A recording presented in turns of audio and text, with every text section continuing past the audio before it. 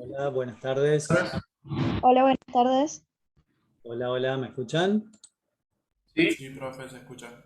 ¿Cómo les va? Buenas tardes.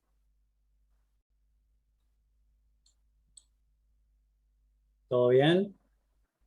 Bien. Hola, profe, buenas tardes.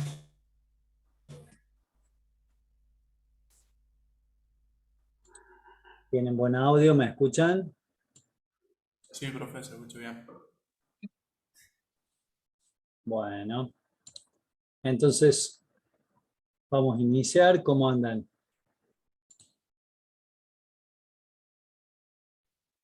Bien, bien, por suerte. Bueno, recuerden que en cualquier momento pueden abrir el micrófono y pueden interactuar, la cámara, todo lo que ustedes necesiten para... Estoy admitiendo a algunos otros compañeros. Bueno, para poder ver los temas y sobre todo que había quedado un tema de o mejor dicho, una actividad de este tema, que es básicamente un desafío, digamos, para que ustedes logren eh, tratar de investigar un poquito. Les recuerdo que siempre que ustedes tengan alguna, digamos así, inquietud, pueden recurrir a todo lo que es la base de datos, digamos, que les dejé, que les recomendamos, tanto de bibliografía, y lo más productivo que yo les propongo es que cuando ustedes vean la clase, hagan, digamos así, su propia carpeta. Es decir, su apunte como si ustedes estuviesen en la clase. Eso es lo más, en el aula, perdón, como si fuese una clase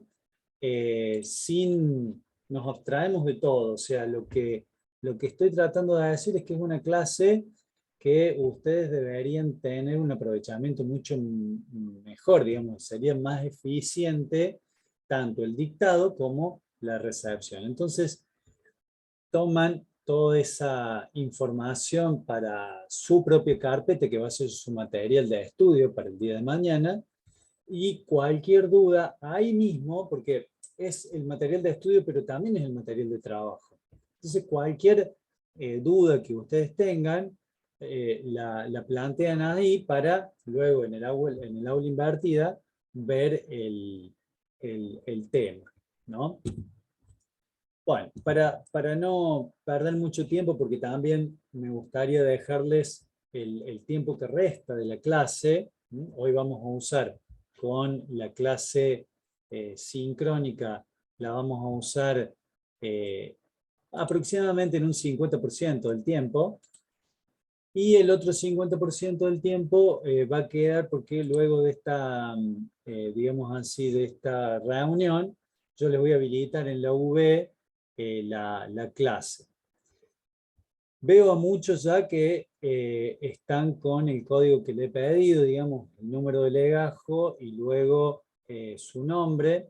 Veo, por ejemplo, Rodrigo Rivera, todavía no cumple con esa secuencia. Magali Acef, tampoco. Ailén Vidurre, tampoco. Pero en general casi todos cumplen con digamos así, con tener el legajo y luego el apellido y nombre. Bueno, vamos para no demorarnos más. Estábamos en la clase de entornos y valor absoluto, y había surgido, digamos, sobre la última filmina, más o menos, había surgido digamos así, algunas preguntas. En esas preguntas no solamente me doy cuenta de que hay alguna duda en lo que es, digamos así, todo lo que es la cuestión trigonométrica, que en algunos casos puede hacer falta algún repaso. Entonces, lo mismo que hablamos en la primera clase, o sea, yo les pido que ese repaso sea bien a tiempo, es decir, ahora noten que los temas, y más o menos en toda la materia, los temas, en todas las materias, los temas empiezan como de a poco, digamos, comienzan a ser, la dificultad comienza a incrementarse a medida que van pasando las clases, digamos, a medida que ese conocimiento se va apilando, se va utilizando para poder desarrollar ideas un poquito más complejas, y con esas ideas más complejas los razonamientos son más complejos porque van tomando, digamos, tanto razonamientos anteriores como, digamos así, el tema va siendo de un grado de análisis y de implementación mayor, con lo cual, al tener una implementación en, no sé, fenómenos más complejos, el análisis matemático que necesita va a ser más complejo, con lo cual, sin pasar a herramientas, digamos, del análisis 2, por decir, vamos a estar haciendo una serie de, digamos así, de actividades. Y les recuerdo también que la UV, la gran facilidad que nos da es que está todo ordenado. Ustedes pueden justamente ver el tema previo para poder encadenar mucho mejor todo esto que yo les estoy comentando. ¿Se entiende entonces mi planteo, o hay alguna duda sobre qué significa hacer la carpeta, qué significa usar el apunte, qué significa usarlo como apunte, como material de estudio, usarla como para dejar plasmadas las dudas? ¿Sobre eso hay algún comentario? ¿Se entiende, no? Sí, profe, se entiende. Profe, Sí. a este archivo que usted está leyendo actualmente, ¿lo dejo en la aula virtual? Porque yo no lo encontré. Sí, la clase está como clase, no sé a qué te referís como archivo. Ah, no, yo decía tener el PowerPoint nosotros No, el directamente. PowerPoint ya me lo preguntaron en las clases anteriores. El PowerPoint no lo van a tener porque eso es el trabajo que tienen que hacer ustedes. Es Ah, decir, bueno. repito de nuevo, a ver si se entiende. El trabajo que ustedes tienen que hacer es ver, por ejemplo, esta filmina y transcribirlo a su papel, junto con lo que yo digo y eventualmente con lo que se diga en la clase. Si hay algún compañero, por ejemplo, que hace algún aporte, o se deja, como en este caso, se dejó alguna actividad para la clase que viene, o sea, desde la clase anterior hasta la clase de hoy, eso ustedes tendrían que tener algún espacio, con lo cual también en su transcripción o en su apunte no tienen que usar todos los espacios demasiado acotados, o sea, encimados. Tienen que dejar espacios para eventualmente, no sé, agrandar un gráfico o agregarle algún detalle a un gráfico, agregar alguna definición, agregar algún aporte. Es decir, tienen que trabajar con el espacio. ¿Me explico? Vean Sí, que, profe. por ejemplo, el gráfico, si bien este es sencillo, lo único que trata digamos así, de demostrar es un punto P, está hecho para que se entienda, digamos, está hecho con unas proporciones adecuadas para que las letras sepan, ustedes las visualicen bien, lo que acota en cada uno de los ejes, el origen, el nombre de un eje, el nombre de otro eje, etcétera, etcétera. Está planteado, digamos así. Todas esas observaciones son muy importantes que ustedes las vayan describiendo, digamos, descifrando, y también aplicando al momento que ustedes estén desarrollando un tema. Recuerden que los parciales van a ser en forma presencial, entonces gran parte, digamos así, digamos así, del examen o de la organización de los temas va a estar por parte de ustedes. Entonces, si yo les pido un tema, por ejemplo, no sé, graficar una función y definir dominio, imagen y demás características. Si yo no logro entender lo que ustedes han dibujado, no lo voy a corregir. O sea, básicamente le voy a tener que poner que está mal porque no lo entiendo. Entonces, si no lo entiendo, no puedo analizarlo y va a ser algo que no cumple con las características para poder aprobar. ¿Se entiende? Profe, le hago una consulta. ¿Las clases que subió al LUBE son finales de algunos alumnos? O sea, esas clases de posición. Esas clases son finales, sí. A ver. ¿Siempre toman finales aquí, profe, o fue solo por la pandemia? ¿A finales virtuales te referís? O sea, con una presentación en PowerPoint y explicar la presentación. No, eso fue específicamente por la pandemia, digamos, fue una modalidad de algunos estudiantes que tenían que recuperar, entonces se les dio un tema para poder recuperar y, bueno, y de esa forma lograr tener digamos así, la aprobación de la materia, o por lo menos la aprobación de la parte teórica, para, junto con la aprobación de la parte práctica, llegar a la aprobación directa. Pero todos los exámenes van a ser en presencial y en formato papel. Eventualmente, si ocurre algo, si ocurriese algo en la pandemia, por la pandemia, bueno, se verá un examen similar, pero no con presentación. Los exámenes finales normalmente son a desarrollar y tienen una metodología secuencial, es decir, ustedes a la mañana, por ejemplo, rinden una parte, luego tienen que rendir el práctico, o aquellos que rindan el teórico pasan a otra instancia, y de esa forma se llega a la presencialidad. Hoy, para responder la pregunta exacta de... no veo bien quién me hizo la pregunta, es presencial. Es todo presencial, es decir, en papel. Todos los temas que ustedes desarrollan, los desarrollan en formato papel y se hace un coloquio similar al que ustedes han visto o al que ustedes están viendo para la exposición de estos temas. Bueno, profe, muchas gracias. De nada. Bueno, vamos a ver si podemos debatir sobre esto. Había quedado, digamos así, una pregunta de algunos compañeros sobre esta filmina. Entonces, les pregunto como primera medida, ¿qué han podido investigar sobre esto?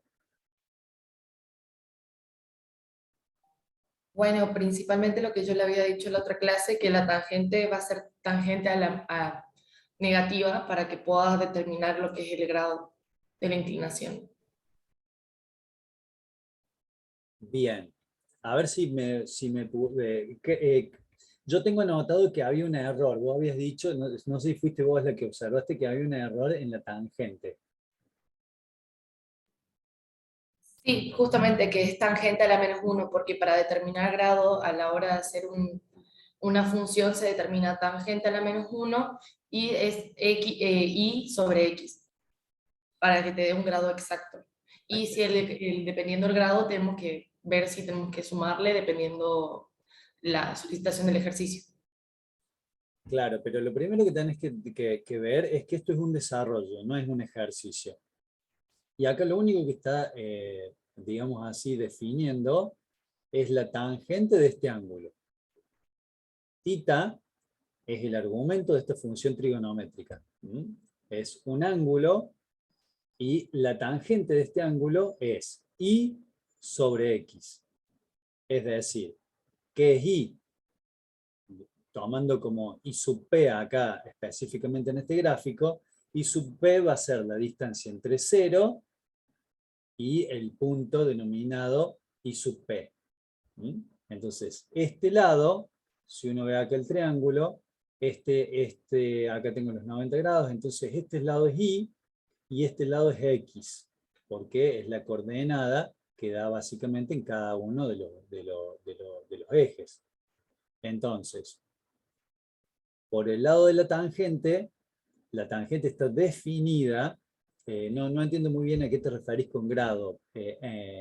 Cuando vos querés calcular el ángulo, ahí sí haces la inversa, pero es porque en forma trigonométrica es como si hicieras un pasaje de término de la tangente hacia el otro lado, entonces ahí pasa como inversa o arco tangente, y cuando vos calculas el arco tangente de esta relación, te da un ángulo, pero eso sería en el caso de que vos quieras llegar al ángulo, digamos, de que, por ejemplo, en el sistema de coordenadas rectangulares tengas XP y su P, y necesites calcular el ángulo, que sería lo que estaría faltando en esta parte, por llamarlo de alguna forma.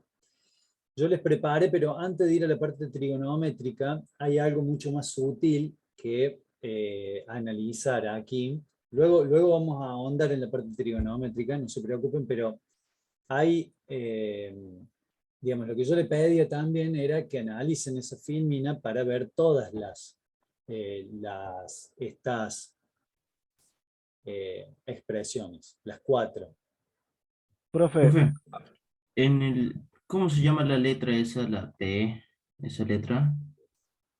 La T. La P, La P. ¿qué nombre tiene exactamente? Claro, esa. Esta es una letra griega, y esta también es una letra griega. Esta es Rho y esta es Tita.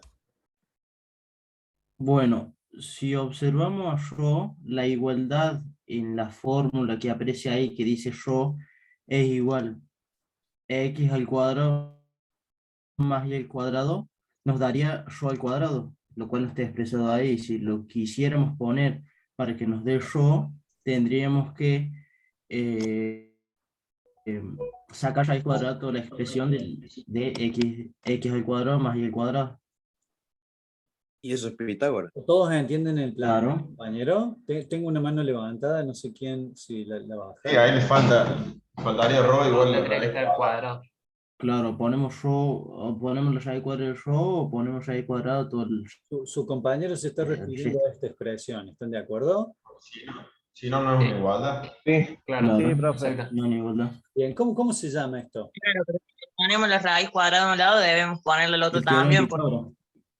Pitágoras. Este es el teorema de Pitágoras, exactamente. Una de las formas que yo más me ubico, y creo que es bueno para relacionar teoría y práctica también, es tener presente todas estas leyes, digamos así, de la matemática, del análisis, de la geometría, porque en algún momento es como que juntamos todos. Nosotros es como que el análisis matemático estuviésemos medio, digamos así, aislados, pero al final la trigonometría, el álgebra, es como que todo se va uniendo, ¿no es cierto?, para ir justamente teniendo un análisis un poco más potente, digamos así, ¿sí? Y poder hacer análisis de mayores alcance, digamos, sí, justamente de mejor alcance o de mayor alcance. Esto es el teorema de Pitágoras. Entonces, si yo, como bien decía el compañero, si yo voy a tener, por ejemplo, voy a tomar como válido esta parte, es decir, el x cuadrado más el y cuadrado, aquí me está faltando agregar el cuadrado. Y si tomo como que voy a definir la hipotenusa, digamos, esto Rho es la hipotenusa, me estaría faltando en este término, ¿qué cosa? Raíz. La raíz cuadrada. La raíz cuadrada, exactamente. Entonces acá está el error. El planteo típico, digamos, es tener todos los cuadrados, es decir, el cuadrado de la hipotenusa es igual a la suma de los cuadrados de los dos catetos. Esa sería la definición. Entonces, errores como este, que parecen muy superficiales, luego hacen que un ejercicio digamos, no llegar al resultado que debe ser en un ejercicio. ¿Estamos? Entonces, ahora pasando a lo que es digamos así, yo diría un repaso de la trigonometría, también para ir abriendo los ojos de que en el análisis matemático hay análisis trigonométrico, o sea, la trigonometría es prácticamente un par de lo que nosotros vamos a hacer. No es 100%, pero se utiliza mucho. En esa relación, digamos así, si se quiere, nos vamos a tener que apoyar en conocimientos básicos. Y por algunos comentarios, sobre todo de la clase anterior, quiero reforzar esto y alentarlos también a poder repasar, poder volver al origen, digamos así. Yo lo voy a hacer medio rápido, pero básicamente quería dejarles claro que cuando uno dice el seno de un ángulo, fíjense que aquí está el grafiquito, digamos, en ejes coordenados, el grafiquito de un triángulo, básicamente. Entonces, cuando yo quiera calcular el seno del ángulo θ, va a ser básicamente el cateto opuesto sobre la hipotenusa, siendo el cateto opuesto x o xp y la hipotenusa ρ. Entonces, por otro lado, el coseno del ángulo era el cateto adyacente, es decir, el x sobre la hipotenusa. Seno y coseno, por definición, son esas dos relaciones. Y la tangente que por otro lado también me parece que no estaba muy claro, es básicamente la relación de los dos anteriores, es decir, el seno sobre el coseno. Entonces, bueno, cuando acá opero, yo hago seno sobre coseno, digamos, y esto lo tengo con sus valores, me queda básicamente cateto opuesto sobre cateto adyacente. Cateto opuesto es el y, cateto adyacente es el x. Eso es la definición de la función trigonométrica. Estas dos primeras son las básicas. Estas dos primeras es como que todo elemento que comencemos a analizar siempre van a caer en el seno y en el coseno. Siempre. Y la tangente, como la relación entre sí, también es muy utilizada. Entonces, digamos así, la configuración de ellas la tenemos que tener bien en claras. Y sobre todo, un error muy, muy, muy común en el, digamos así, por ahí en el despeje o en el fragor de querer hacer una reducción a la mínima expresión, por ejemplo, se confunde el ángulo, digamos así, o el argumento de una función trigonométrica con algún otro elemento de ese armado trigonométrico o de ese armado algebraico. Y tener en cuenta que en el álgebra uno puede dividir, digamos, puede separar prácticamente todo, pero en la trigonometría solamente puedo cambiar el argumento de un ángulo por identidades trigonométricas. Es decir, no puedo simplificar, por ejemplo, este argumento con este argumento. Eso es una barbaridad trigonométrica, geométrica, de todos los puntos de vista. ¿Está? Parece una cosa de no creer, pero hay estudiantes que simplifican esto y queda coseno y seno. Entonces, o cambian, van agregando, digamos, o sumando, restando, en este argumento. Esto es el argumento de la función trigonométrica, con lo cual está asociada a la función trigonométrica. La única forma de poder, digamos, aislar este ángulo, digamos así, o esta porción de esta pareja, es que la función trigonométrica pase, como decía, hacia el otro lado, obviamente haciendo su inversa, y de esa forma tengamos en cuenta que ya es la última operación que tenemos que hacer, porque cuando nosotros pasamos esta función para allá, es porque ya vamos a operar, vamos a calcular, porque estamos calculando el ángulo. ¿Está?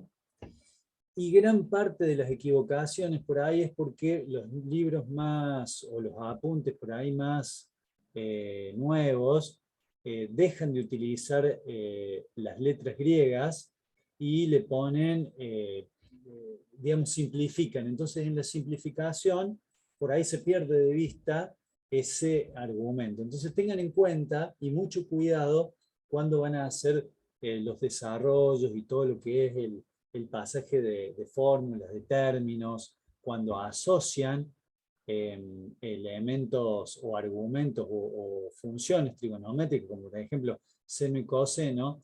Noten que acá ustedes podrían venir de un desarrollo y les puede quedar seno sobre coseno.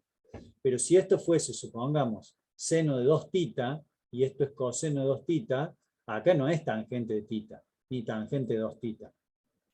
No se puede hacer la equivalencia. Eso tienen que prestar mucha atención siempre. ¿Se entiende? Sí, profe. Sí, Bueno, perfecto. ¿Alguna pregunta? No, yo no. No, por ahora no. Bueno, sobre esto no está bastante claro. le dejo la inquietud entonces que pueden, aquellos que no recuerden o que tengan alguna, digamos así, algún problema, digamos, con visualizar esto lo que trata de hacer es solamente un ayuda a memoria, y en realidad es fomentar a aquellos que no lo tengan tan presente, o que esto les ha sonado como allá muy lejano, que hagan lo que es los desarrollos, busquen, estudien, revisen. Un poco la idea es esa, que ustedes se den cuenta qué es lo que les está faltando como conocimiento para poder desarrollar cada uno de los temas. ¿Estamos? Sí, profe. Bueno, si no hay ninguna pregunta sobre esto, voy a pasar a la otra presentación, la de hoy día, digamos, las que ustedes tienen en la clase ya grabada. Es decir, que a esta clase ya la tendrían que haber visto.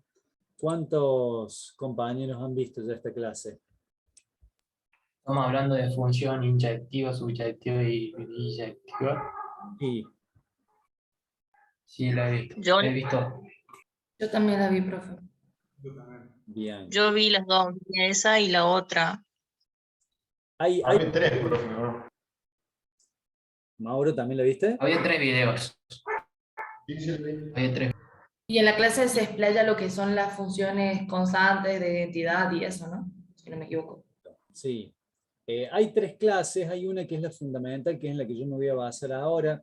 Las otras 2 en realidad son como un pequeño refuerzo, y como hay un debate, son muy cortitas las otras, creo que una dura 10 minutos. Y un poco es para justamente reforzar y que ustedes vean esto de que les llamó la atención, que si era un examen, digamos, un poco ese debate, que estaría interesante que lo traigan ustedes como dudas o como, digamos así, aplicación a la clase. Bueno, un poco lo que yo les quería decir sobre esto era que básicamente el tema fundamental al cual vamos a entrar es, o al cual vamos a empezar a tratar, es relaciones y funciones. Todo lo que es digamos, nuestro análisis matemático, no sé, diría 90% se va a basar en funciones. ¿Por qué se va a basar en funciones? Porque para nosotros, para la ingeniería, es mucho más fácil hablar de funciones y no tanto de, digamos así, de datos, por ejemplo. Entonces, si nosotros tenemos un fenómeno que estamos analizando, entonces vamos a tener lecturas. Esas lecturas son datos. O tenemos no sé, respuestas de algún dispositivo, eso va a ser dato. Todos esos datos, nosotros, digo nosotros, siempre viendo desde un punto de vista de la ingeniería, ¿no? Vamos a tratar de relacionarlos entre sí. ¿Para qué? ¿Para qué podríamos querer relacionar datos entre sí, por ejemplo? ¿Por qué se les ocurre? En el caso del video del alumno mezcla datos sobre lo que pasó en pandemia, ¿no? Sí, pero eso no es una respuesta, Maxi, eso es algo descriptivo. ¿Para qué te parece que sirve esos gráficos, digamos así, que él analizó, que analizamos con él? Sí, bueno, él comparó la cantidad de personas para la ocupación de camas en los hospitales, la cantidad de casos. Con estas funciones hizo distintas. Sí, pero sigue siendo descriptivo, no sé si se entiende. Cuando yo te digo... Sirve para relacionar una incógnita. ¿Cómo, Mauro? No se te escuchó, perdona. Para relacionar una incógnita, que tenga una variable, en este caso. Para relacionar una incógnita. Entiendo más o menos lo que querés decir, pero no está del todo bien expresado. Para relacionar los datos, digamos. Sí, pero eso es como decir... Yo creo que es el gráfico que se usa para relacionar, no sé, dos cosas, podría ser. No sé cómo explicar esas dos cosas. Por ejemplo, en el caso del chico este en la clase que dio lo del COVID, hacía lo de las camas con las personas. Entonces, no sé cómo explicarlo. ¿Bendece Para mí más la idea, perdón. dos variables desconocidas? Para mí va más la idea de reducir los datos, tipo colocarlos dentro de una gráfica para unir todos los datos y tener una proporción exacta de lo que está pasando y dar una explicación más clave a través de una gráfica para que todos puedan comprenderlo. Yo lo veo así. Bien, fíjense Claro, dos cosas. una relación. Sí, denme un momentito a mí. Fíjense dos cosas. Yo hice una pregunta y hubo más o menos 4 o 5 alumnos que respondieron algo, pero no están enfocados en la respuesta. Solamente hicieron una descripción de qué se hizo. En el caso de las últimas 2 compañeras que respondieron, ya respondieron, y Mauro también, ya respondieron justamente el objetivo de ese análisis. O sea, que yo no pregunto, si yo pregunto cuál es el objetivo, no pregunto que relacionaron las camas con, que me cuenten, digamos, que relacionaron las camas con la cantidad de casos, por ejemplo, porque eso es el análisis. Yo a lo que voy es qué objetivo creen ustedes que tiene ese análisis. El análisis ya lo conocemos y a lo sumo después podemos debatir si el análisis está bien orientado o no. Pero, ¿qué es lo que busca, digamos así, qué es lo que buscaríamos cuando tenemos una gran base de datos y lo queremos analizar?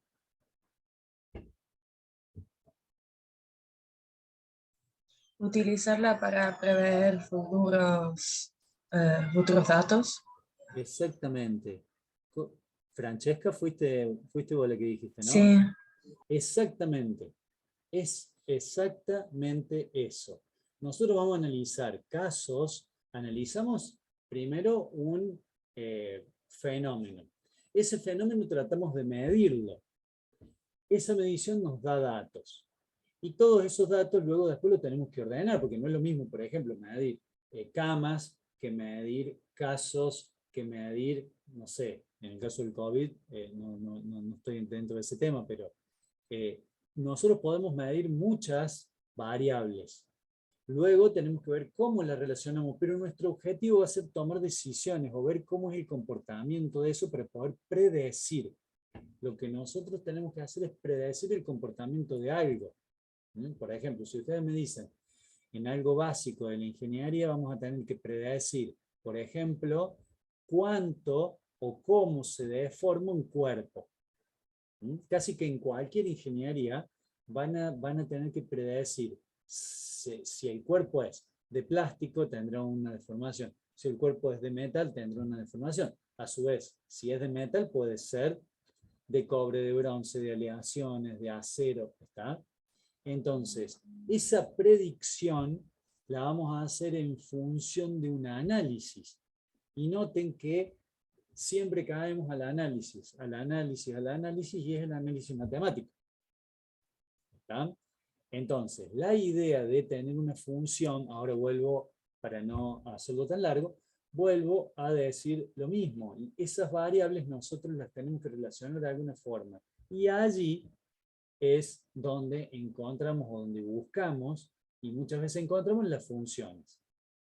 Esas funciones o relaciones, si se quiere, relaciones, funciones, son muy similares el uso, pero normalmente las conocemos como funciones, van a ser las estructuras que nos ordenen esas variables. Entonces, por ejemplo, sabemos cómo se comporta la temperatura respecto de la fricción de algún cuerpo, vamos a tener esa fórmula o esa función, y luego, según la temperatura que vaya tomando ese cuerpo, vamos a saber qué fricción va a tener. O, según la fricción, vamos a saber la temperatura. ¿Por qué? Porque ya hemos logrado relacionar esas dos variables por una función. Al conocer la función, podemos predecir, ¿está?, cuál va a ser su comportamiento.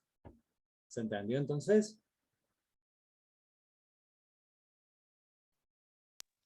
Sí, profe. Sí. Bueno, ¿estamos en análisis matemático o ya se dispersaron y están haciendo otra cosa? Ayer el profe veía explicaban la función de cómo se estaba relacionando el dólar, el cambio del dólar, o sea, cómo se estaba moviendo mensual en el mes, digamos, el mes de, creo que era analizado el mes de marzo. Y también, bueno, ahí justo vi el ejemplo y dije, bueno, mañana lo voy a comentar. Claro, exactamente. Bueno, ese tipo de cosas, yo no sé si el análisis, porque el análisis predictivo, por ahí son con variables no tan complejas como, por ejemplo, el valor del dólar, que es fácil determinar en la teoría, pero difícil en la práctica. Por todo lo que, bueno, lo que tiene también en cuenta la parte social, pero en sí es eso, es ver la evolución. Entonces, supongamos que en el gráfico del dólar nosotros vemos como analista que está subiendo el valor o que está bajando el valor, no sé, cualquiera de las dos tendencias. Podríamos tomar la decisión de ajustar a alguna variable para poder que suba o que baje. Por ejemplo, una de las variables, no me quiero meter en economía, pero una de las variables para controlar un poco el tipo de cambio o el valor del dólar es la tasa de plazo fijo en pesos. O sea, los pesos son el insumo del dólar. Es decir, si no hay pesos, el dólar se mantiene estable porque no hay pesos para que compren esos dólares, no hay demanda de dólares y el valor entonces, si la demanda es más o menos estable, el precio es estable. Si la demanda cae, el precio cae.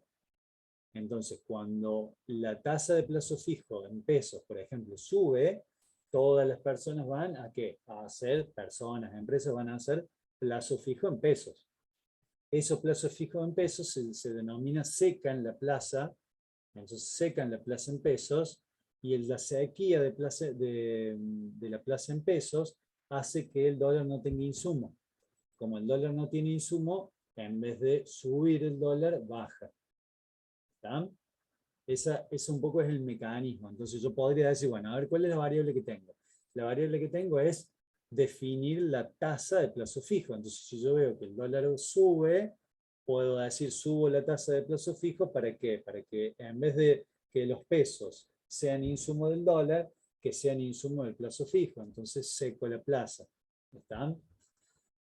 Es mucho más complejo, pero como para poder hacer un análisis con lo que dijo Mauro, que está bueno, también se ven las funciones y se ven los gráficos, sobre todo, de variable de tiempo, valor del dólar, valor o reservas de peso en el Banco Central, por ejemplo, o de dólar en el Banco Central.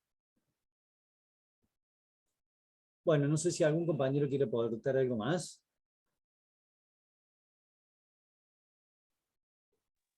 No, profe, yo no. Bueno, ¿me queda claro entonces? Sí. Joel, ¿querías decir algo? No se te escuchó. No, profe, que de momento no. Perdón, tenía prendido cosas. Bueno. Entonces, continuamos. Yo la idea entonces que tenía, le decía, si bien ya hemos hablado mucho, era hacer un poquito un resumen, como siempre, en forma sincrónica de todo lo que ustedes han visto y de esta forma poder hacer digamos así, el análisis, el debate y dejarles hacia el final una, digamos así, algunas inquietudes para que ustedes puedan desarrollarse, digamos. Acá, bueno, digamos, esta filmina un poco es el resumen principal que ustedes deberían tener en cuenta de lo que es conjunto, de lo que es pertenencia. Si bien pertenencia es un símbolo, no solamente el símbolo, digamos, o cómo se usa, pertenece o no pertenece, sino también el que utilizamos palabras que son lógicas. Así como siempre yo les digo, el análisis matemático, ¿qué es? Si viene un amigo de ustedes y ustedes le dicen, estoy estudiando análisis matemático y no sabe porque estudia abogacía o estudia veterinaria, ¿ustedes qué le dirían? Análisis matemático, ¿qué es? Se basan en las palabras que forman la materia, análisis matemático. Entonces acá, pertenencia es todo lo que va a pertenecer a un conjunto, a un grupo, a un interno, a los entornos, etc. ¿Está? Entonces, podemos tener también la existencia de un conjunto vacío, podemos tener la existencia de un subconjunto, y lo más importante, si se quiere, es que va a existir un dominio y una imagen.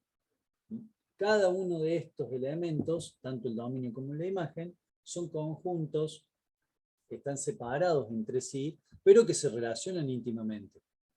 Entonces, esta primera parte, digamos así, de lo que yo les quise mostrar como clase, es toda esa teoría que ustedes deberían tener como idea en su cabeza para luego pasar a lo que es digamos así, la parte numérica.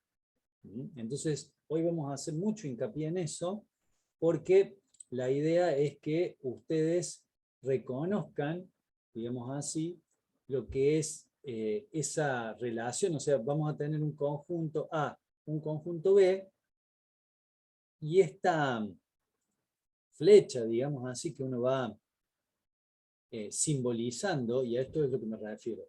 Aquí es un análisis muy simbólico, pero que no por ser simbólico tiene menor importancia, porque muchas veces cuando uno quiere tomar decisiones sobre alguna cuestión específica, necesita salir de los números o de la función escrita e ir a lo que son los símbolos. Entonces acá la función es solamente una letra, F. No conocemos, no sabemos todavía. Pero sí sabemos que el conjunto de A se va a relacionar con el conjunto B de alguna forma.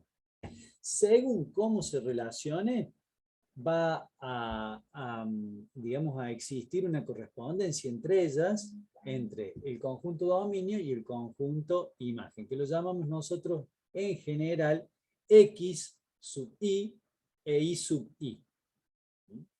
Entonces esa función va a poder relacionarse, por ejemplo, 1 a 1, no dejando ninguno, o sea, es decir, todos los del dominio con todos los de la imagen, y allí se genera digamos así, un tipo de relación. ¿Cómo se llama esa relación?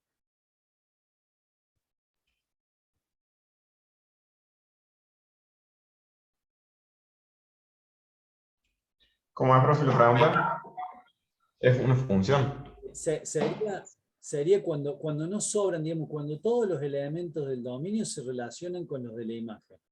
No sobran. Es una función. Esa no es una función inyectiva, pero no. La inyectiva es cuando todos los de la imagen son implementados, los del dominio pueden sobrar. Es sobreyectiva, según yo. A ver, ¿por qué no sería sobreyectiva? Una compañera dice que es sobreyectiva. ¿Por qué no sería sobreyectiva? Porque sobraría alguno en la imagen. Bien, pero no sobra, porque yo dije todos contra todos, digamos. Está claro, ¿no? Sí, profe. Entonces, en este caso, por ejemplo, acá, está claro el primer ejemplo. En este caso, que aquí tenemos el dominio, y el dominio se relaciona con la imagen, dejando en la imagen algún elemento sobrante, digamos. Sería biyectiva, ¿no? ¿Cómo? Sería biyectiva porque cumple con el que se puede cumplir que no sobran elementos en la imagen y que cada una de las relaciones de imagen será con un solo valor del dominio. ¿Qué opinan los otros compañeros? Yo creo que no, porque sobra C, por ejemplo, ahí en ese que usted mostró. O sea, sobra uno en la imagen. Sí, entonces ¿cuál sería? Sería para mí la primera es inyectiva. Sí, para mí también. Donde sobra C es inyectiva.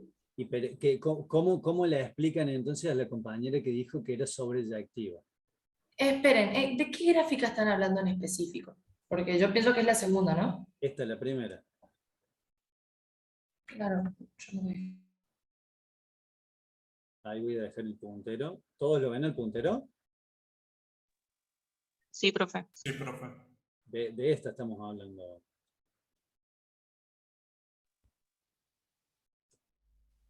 Porque en la función inyectiva tenemos 1 a 1 en el elemento, sería un dominio para cada imagen.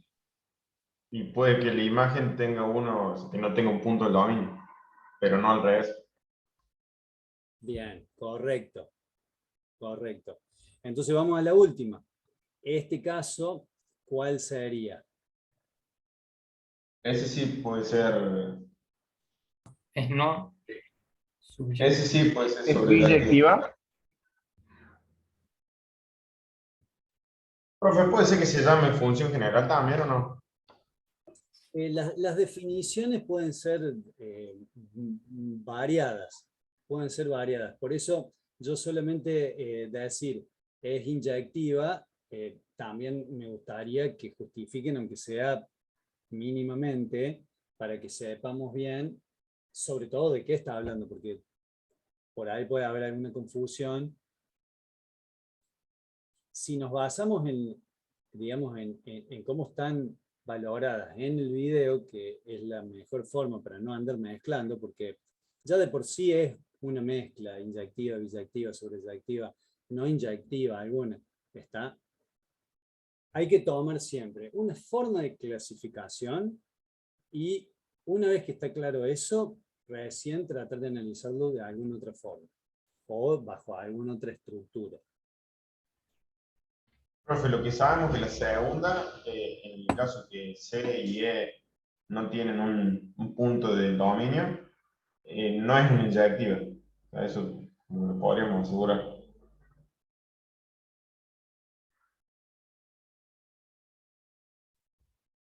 Bueno, entonces ya sabemos qué no es, pero deberíamos definir qué es. Decíamos, perdón, decíamos que para que sea biyectiva tenía que cumplir con dos características, que tenía que ser inyectiva y subyectiva.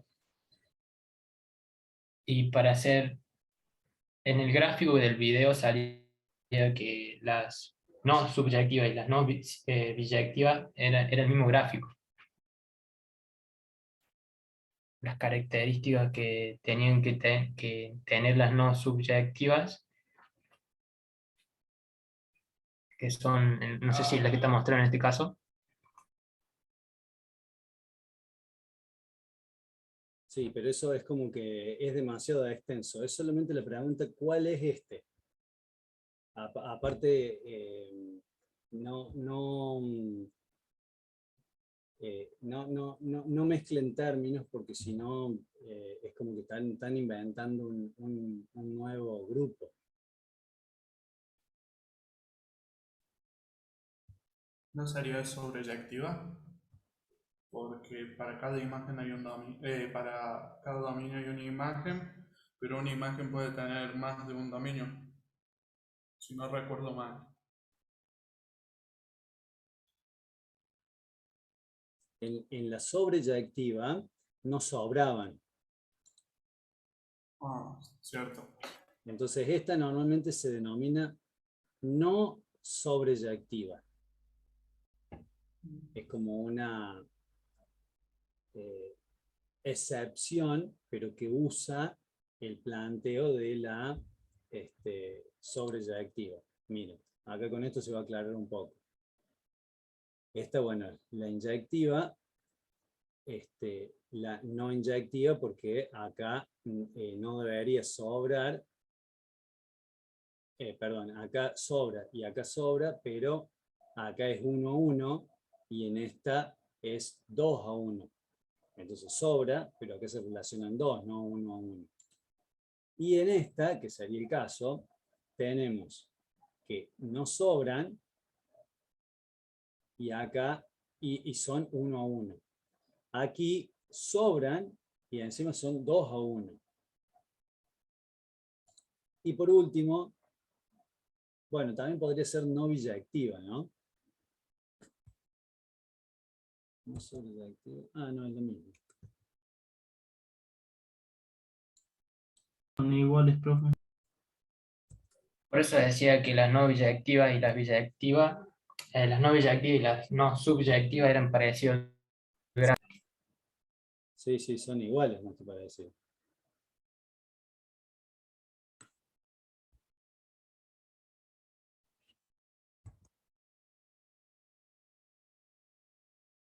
Claro, lo que pasa es que acá sobran elementos, acá no sobran y acá tampoco sobran. Claro, porque la biyectiva es una, digamos, abarca a las dos anteriores, a la sobreyectiva y a la inyectiva. Exactamente, eso es lo que quise explicar anteriormente nomás. Así es.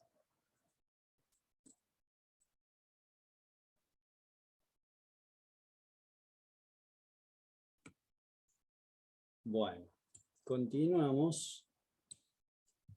Y acá tenemos las funciones más usuales. En este tipo de funciones, que ya están dadas, solamente me quiero detener en el tipo de análisis y en el tipo de gráfico que ustedes ven. Noten que todos los gráficos va a tener la función, pero siempre tiene un marco. El eje coordenado XY, con su nombre, ¿cuál es digamos así, el eje X? ¿Cuál es el eje Y? Muchos en el corte hasta agregan que acá está el 0 para ver el punto característico del origen. Entonces ustedes van a ver que muchos análisis en sí son distintos, pero todos están basados en los ejes. Entonces, más allá de que el análisis sea distinto, como parten del eje, ustedes siempre tienen el mismo comienzo al graficar o al dibujar.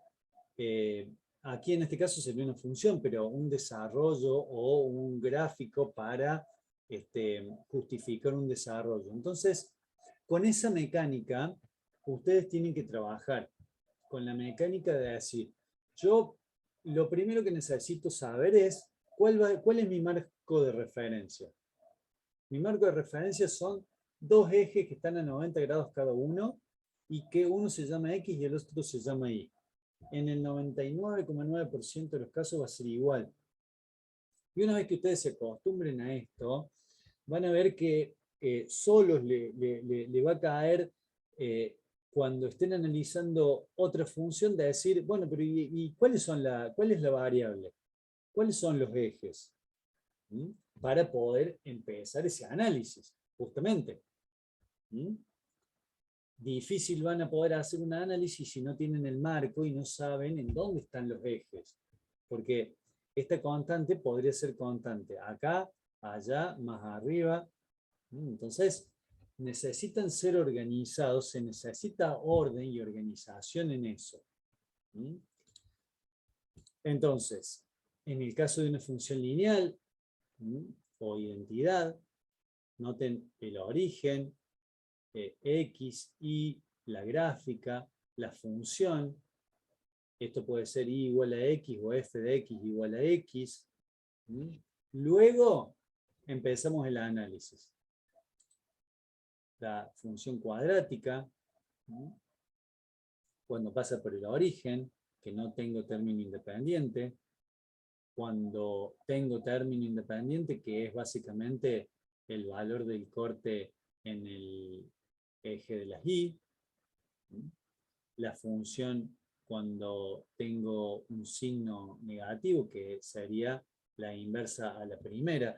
Todas esas características son muy importantes que ustedes las tengan valoradas, porque cada vez que ustedes comiencen un análisis con algo conocido, pueden prestar más atención en el análisis y no en lo conocido. Mientras que si todo es desconocido, es mucho más difícil porque tienen que prestar atención en los ejes, en que estén bien los ejes, en la función, en que la gráfica sea continua, por ejemplo.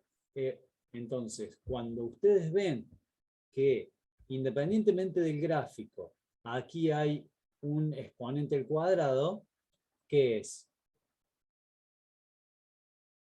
Ya saben qué es.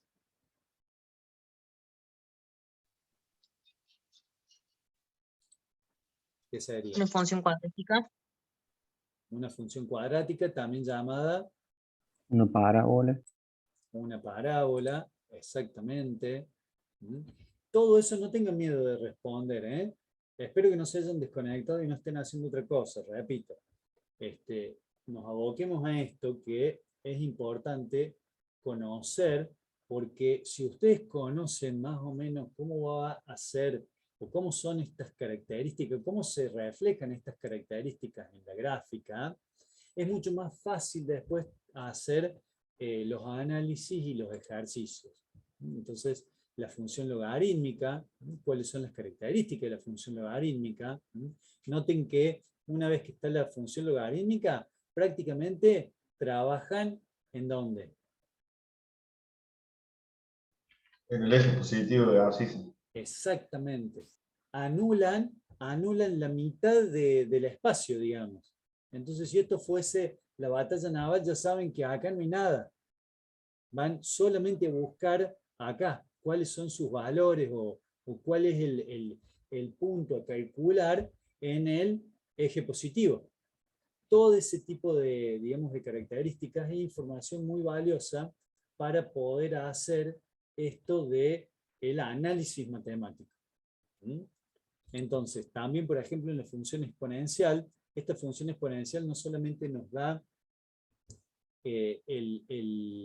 digamos así, la posibilidad de verla como un exponente en base entera, sino también en base fraccionaria. Entonces, por ejemplo, 2x va a ser la curva o la gráfica roja.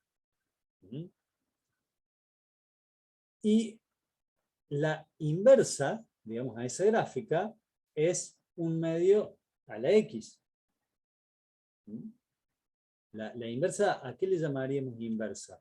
Noten que para cada imagen yo tengo dos dominios distintos. Entonces, allí es donde está el concepto, digamos así, de inversa. Normalmente el inverso puede ser solamente un signo, solamente puede ser con un signo, como en este caso, entre la verde y la roja vamos a tener las funciones inversas, y en otro caso, esto va a depender de la génesis, digamos, de la función, va a ser como en este caso, la inversa de la base. Sí, no sé cuál era la pregunta. No, que inverso nos referimos a inverso en el dominio. Porque acá dijimos que en la función exponencial tiene en 2 puntos del dominio tiene la misma imagen, por ejemplo. En 2 puntos del dominio tenés... En 2 puntos distintos del dominio. Claro, en 2 puntos distintos del dominio tiene la misma imagen. O sea, opuesto. Claro, pero no sería el mismo, porque suponete 2 y menos 2, no es el mismo punto en el dominio. Claro, no, pero en la imagen me refiero. Sí, me va a generar un mismo punto en la imagen, pero distintos puntos, o sea, opuestos en el dominio. Claro, claro, eso es lo que dije. Nada más que yo lo dije una vez, creo. Pero sí, si lo querés ver así, es lo mismo, digamos. Un punto en la imagen significa 2 distintos en el dominio. O puntos inversos en el dominio generan la misma imagen. No sé si eso te referías, Mauro. Sí, eso, era esa la pregunta. Bueno, insisto que conocer cómo es la gráfica es muy buen ejercicio. Traten de hacerlo.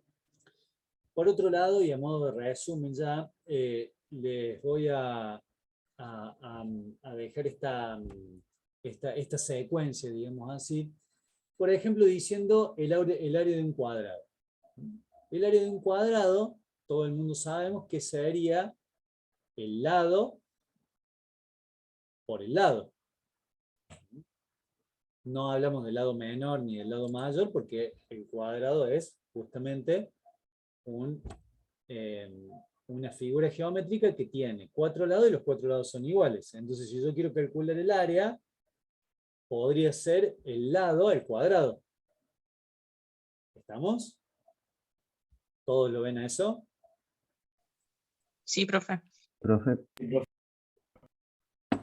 Entonces, si yo tomo, por ejemplo, para hacer la similitud, como que el lado va a ser x, entonces digo x al cuadrado me da el área. Y eso a su vez lo hago igual a y. O sea, y igual a x cuadrado sería y el área del cuadrado y x sería el lado. Lo elevo al cuadrado, entonces allí tengo la función, o mejor dicho, tengo la relación entre el área y el lado de un cuadrado. ¿Está? Si a eso yo lo quiero, digamos así, generalizar, como lo venimos trabajando, voy a decir que y va a ser función de x. Entonces, cuando yo analizo esto, digo, claramente, x es la variable independiente. ¿Por qué? Y porque x es a la que yo voy a dar valor o la que va a poder tomar los valores según un eje coordenado, por ejemplo. F va a ser la ley de dependencia funcional, que normalmente eso es lo que cuesta. Investigando y relacionando llegamos a esa ley. Y por otro lado, y que va a ser la variable dependiente. ¿De quién va a depender? Y de todo lo anterior, es decir, del valor que tome la variable independiente y de la relación, digamos así, que esté planteada para poder llegar a ese valor de imagen o de variable dependiente. Por otro lado, dominio de existencia, que va a ser el conjunto de valores de X, para los cuales la función viene dada para los valores de la función y que viene dada por la ley f de x o la relación de dependencia f. Entonces ahí, ¿qué es lo que está, me parece, como queriendo decir? Que básicamente ese dominio va a estar, o sea, en el dominio tenemos que ver es la variable, tenemos que ver la variable, pero esa variable va a poder tomar los valores según la función. Entonces, no nos podemos desacoplar solamente viendo la variable y no nos podemos desacoplar solamente viendo la función, porque si no, no vamos a llegar a ese análisis. Y algo que es muy útil, y sobre todo para el práctico, es tener presente siempre que esa función o esa ley me va a, o sea, por medio del análisis de esa ley, que no deja de ser una expresión, tengo que buscar las indeterminaciones, porque las indeterminaciones básicamente son los puntos en los cuales la función puede o no estar definida. Entonces, como ahí hay una gran incógnita, como no la puedo definir, es justamente lo que tengo que analizar. ¿Sí? ¿Se entiende? Sería como una forma de búsqueda las que le estoy queriendo decir, más allá de que el dominio es una definición. Ustedes tienen que tener presente eso, porque si no tenemos presente, si no tienen presente eso, es como que dicen el enunciado, pero no lo comprenden. Entonces, la idea es que esa comprensión sea, digamos así, relacionada con la ley de la función. Porque si no sería muy fácil, es decir, el dominio son todos los valores reales de X. Para todos, siempre, y con algunas excepciones. ¿Estamos? ¿Se entiende? Sí, profe. ¿Están todavía? Veo personas que están entrando medio tarde. Sí, estamos. Bien. Las personas que están entrando tarde, por favor, tengan en cuenta que ya la clase prácticamente está terminando, entonces la deberían revisar desde el comienzo. Y sobre todo, también tienen que ver, si están llegando tarde, tal vez están con algún trabajo o algo por el estilo, de acomodar para poder tener vistas las clases grabadas. A esas personas que están llegando tarde, tal vez por un trabajo, en suma medida le ayuda el aula virtual y las clases grabadas. ¿Estamos? Bueno, por otro lado, entonces, tener presente que hay diversas formas de ver una función o de expresar una función. Ninguna es exclusiva o excluyente. Todas se pueden hacer, pero hay algunas que son más fáciles que otras. Digamos, si yo tengo una tabla, es medio difícil a través de la tabla llegar, por ejemplo, a la función analítica. Tal vez es más fácil con una tabla llegar a la gráfica, pero bueno, un poco nos ayudamos de todas estas formas de expresar para poder, incluso en algunas instancias de ese análisis de función, poder valernos de una o de otra, digamos, de estas características para poder hacer ese análisis en forma global y poder tener una conclusión certera, porque muchas veces lo que pasa es que hay mucha diversidad, digamos, o hay muchas dudas porque no es certero digamos, el análisis para que sea certero tengo que tener varias, digamos así, varios resultados consecutivos que sean concluyentes, digamos, o sea, que se repitan para poder decir, por ejemplo, esta gráfica es par, impar, etcétera. No me quiero adelantar porque por ahí son algunos conceptos más, digamos, que tal vez no lo entiendan ahora, pero bueno, un poco ahora vamos a hacer un ejercicio, o van ustedes a hacer un ejercicio. Bueno, la tabla básicamente es los valores de la variable X e Y, independiente y dependiente, en todos sus valores, es decir, por ejemplo, X sub 1, X sub 2, X sub 3, en general hasta X sub n.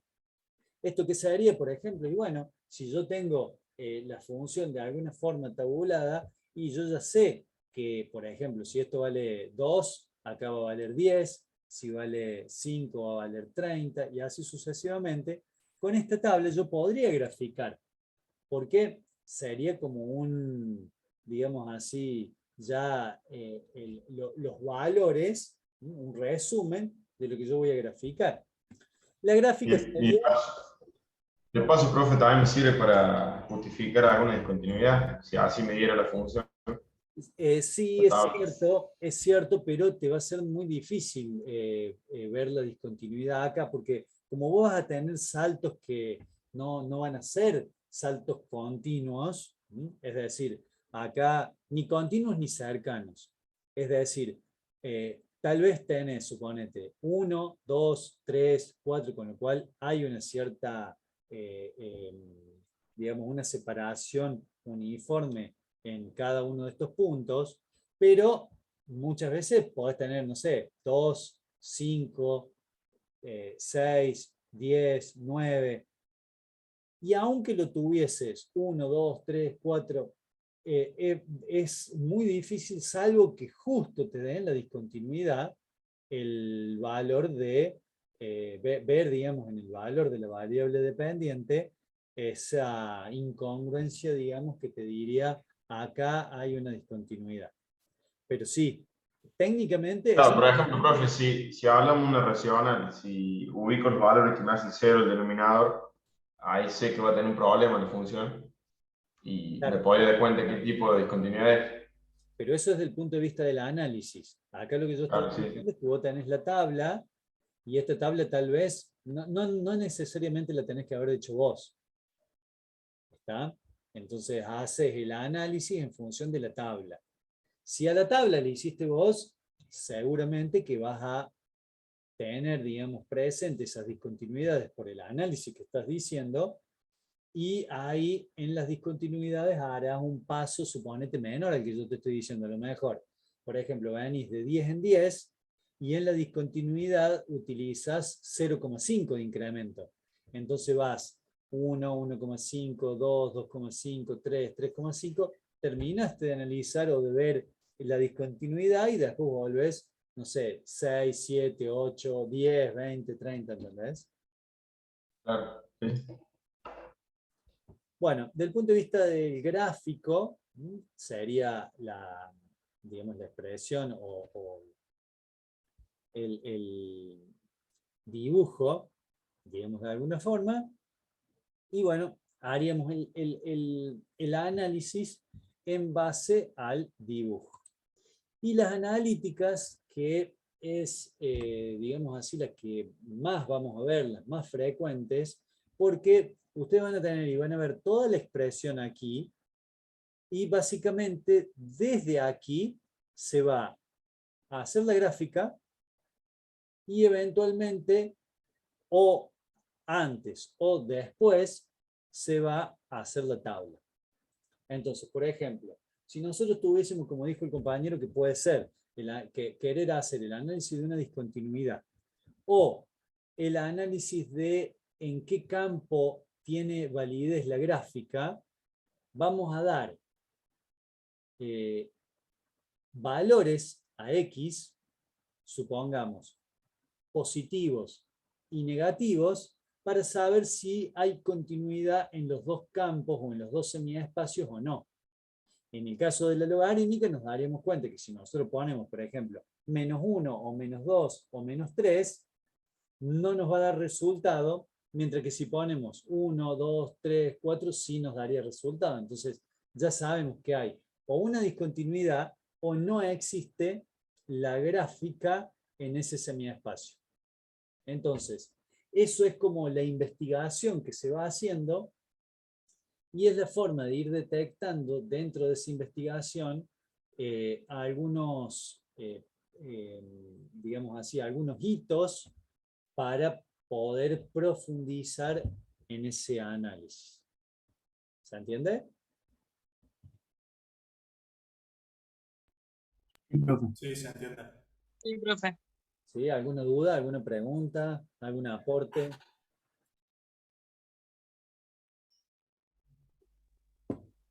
No, profe, yo no. Bueno. No. Por ahora no, profe. Entonces, por último, ya para terminar, quería enumerar 5 puntitos que un poco tratan de englobar las funciones elementales principales y un poco la tarea de ustedes sería encontrar 1, 2, 3, todas las que puedan de estas funciones para poder ir conociéndolas, digamos. Entonces, la función potencial, o sea, acá lo que vamos a ver es la estructura, digamos así, del armado, de lo que es la configuración de esa relación que nosotros decíamos igual a f de x. Bueno, acá sería igual a x a la n. Esta configuración, siendo n un número real, va a dar una función. ¿Qué puede ser x? Bueno, puede ser la variable que quieras, incluso puede ser hasta una función. ¿Mm? Función exponencial, cuando es igual a la x, siendo a un número cualquiera, real, y mayor a 0, es decir, no negativo, y tampoco igual a 0, o sea que sea distinto de 0. Se van a cumplir, se deberían cumplir estas condiciones, porque si no, acá este resultado sería único y no sería una función. La función logarítmica, que bueno, ya la vimos, a lo sumo lo que podemos hacer en esta función es cambiar de la base del logaritmo, o eventualmente hacer un logaritmo un poquito más complejo poniendo aquí una función, digamos, como argumento. Pero tampoco es tanto más complejo porque al final la función va a tomar más o menos la misma,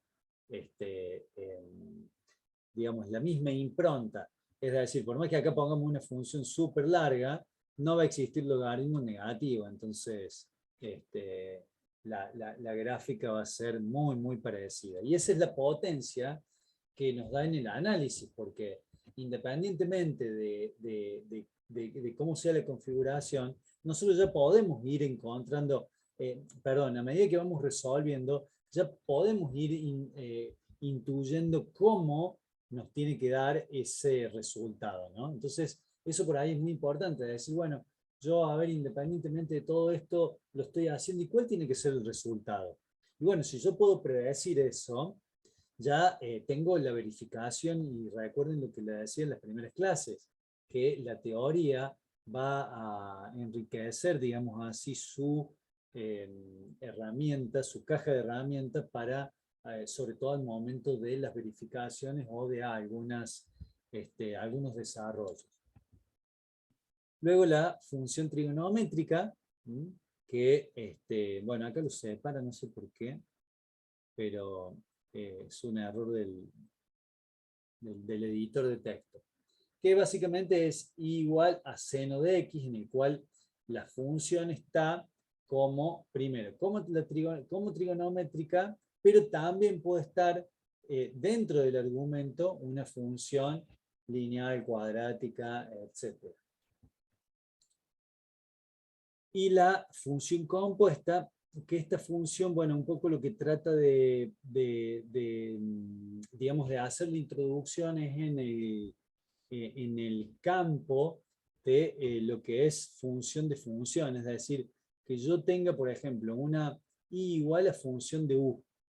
Es decir, u es una función de x. Entonces, u es una función g de x. Y f es una función de u. Entonces, al final, y es función de x. ¿Por qué? Y porque la estructura sería esta, la completa. Ven que aquí está y función de g de x. O sea, al final, y es función de x. Por medio de una función compuesta. ¿Alguna pregunta sobre esto? ¿No? No, profe. No. Nosotros tenemos que investigar tanto de cómo se expresa bien, hacer algún ejemplo o algo así y graficarlo, ¿no? Claro, claro. Entonces, cada uno de esos grupos, ustedes deberían hacer una gráfica. Perfecto. Es Digo, como estoy un digo poco una más por en lo específico. menos. Digo una por lo menos, ¿no? O sea, si pueden ampliar para ver cómo se comporta, o cómo puede comportarse esa función también. Sí, Maxi, te interrumpí. No, no, decía que era como estudiarla de a una para ir reforzando. Exacto, exactamente. Esa es la finalidad. Que ustedes logren ver de a una, que es algo sencillo, ver sus características y graficarlas. Perfecto, profe. ¿Alguna otra pregunta? Pregunta, aporten. ¿No? No, profe. No, profe. Bueno, entonces por mí hemos terminado. Insisto en que desarrollen los temas con anterioridad, vean las clases grabadas para que la clase que viene podamos debatir sobre el próximo tema.